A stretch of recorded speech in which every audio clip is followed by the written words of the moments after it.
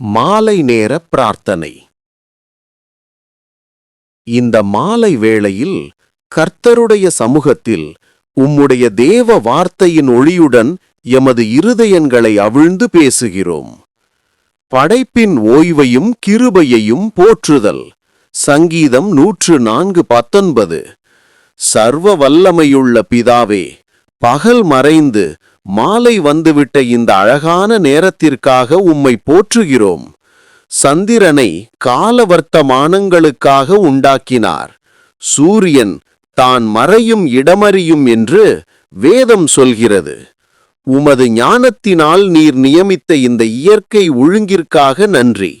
இன்று முழுவதும் எம்மை வழிநடத்தி பாதுகாத்த உம்முடைய விலை மதியற்ற கிருபைக்காக நன்றி செலுத்துகிறோம். மாலை வேளை அளிக்கும் இந்த அமைதியிலும் ஓய்விலும் நாங்கள் உமது அனாதி அன்பை உணர்ந்திட அருள் புரியும். ஓய்வுக்கான மன்றாட்டு மற்றும் உள்ளான சமாதானம். மத்தேயு 11:28. எங்கள் ஆண்டவராகிய இயேசுவே, சுமையோடு வருபவர்கள் எல்லோரும் என்னிடம் வாருங்கள், நான் உங்களுக்கு இளைப்பாறுதல் தருவேன் என்று அழைத்தீர்.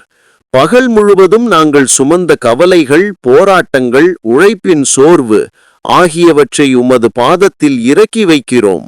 உம்முடைய தெய்வீக வார்த்தைகள் எமது உள்ளத்தில் ஆழமாக வேரூன்றி உலகத்தின் இரைச்சலை அமைதிப்படுத்தட்டும். இந்த மாலையில் உம்முடைய அளவற்ற சமாதானம் எமது வீடுகளையும் இருதயங்களையும் நிரப்ப வேண்டும் என்று ஜெபிக்கிறோம்.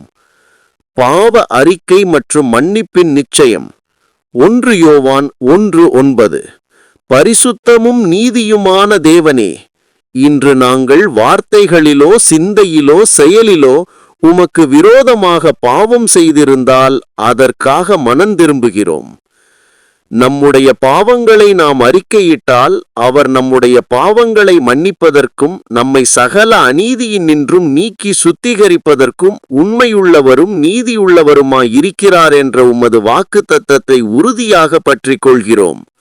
உம்முடைய குமாரனின் இரத்தம் எமது பாவ கரைகளை கழுவி எமக்கு மீண்டும் உமது சமூகத்தில் பரிசுத்த நிலையை அளிக்க வேண்டும் என்றும் மன்றாடுகிறோம்.